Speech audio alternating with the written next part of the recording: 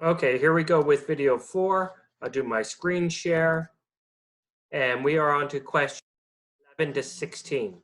So in this question, it's saying, hey, write this improper fraction as a mixed number. And before I do, I want to just speak really quickly about what's this really saying.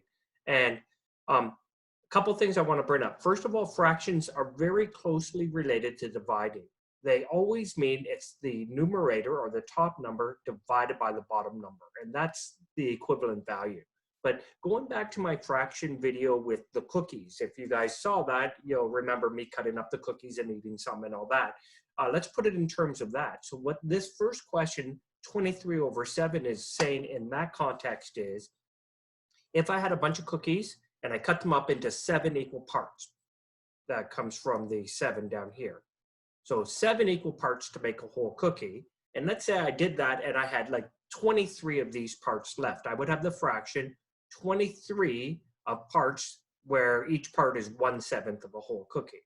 So how much cookies is that, is what this question is asking for. Well, it's 23/7. Yeah, that's one way to look at it. But sometimes we want to say, well, how many whole cookies could we make out of that? And how much would we have left over? So this is where it comes back to the divide.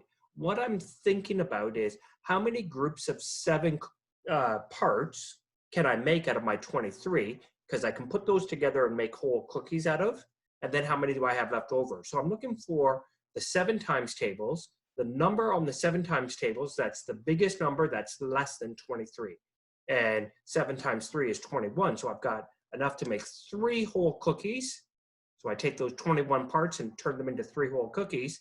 And then when I subtract 21 parts out of my 23, I've got 2 left over. So that means I have 2 leftover parts where each part is 1/7. Okay, I'm going to go ahead and do the other ones again. If that's all you needed to get rolling, pause the video, do the other questions, check back later. Number 12, I say 4 goes into 17. Well, 4 goes 4 times into 16, so 4 uses up 16 of my parts, and I've got 17 minus 16 leaves me 1 left over, and that part is 1/4 big. Next one, 2 goes into 11. 5 times, 2 times 5 is 10. 11 take away 10, leaves 1 part left over, and it's a 1/2 part.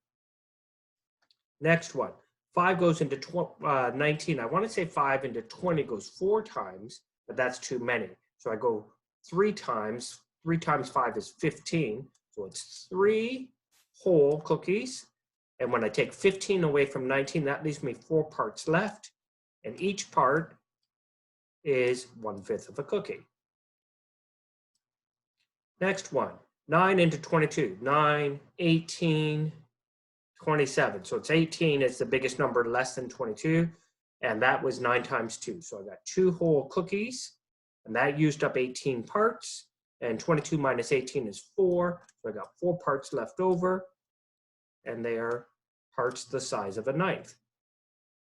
And finally, 4 goes into 13. Well, 4 times 3 is 12. So 3 is my whole number, 3 whole cookies. Take away my 12 parts to make those 3 cookies. I'm left with 1 part left over, 1/4. That's the end of this section.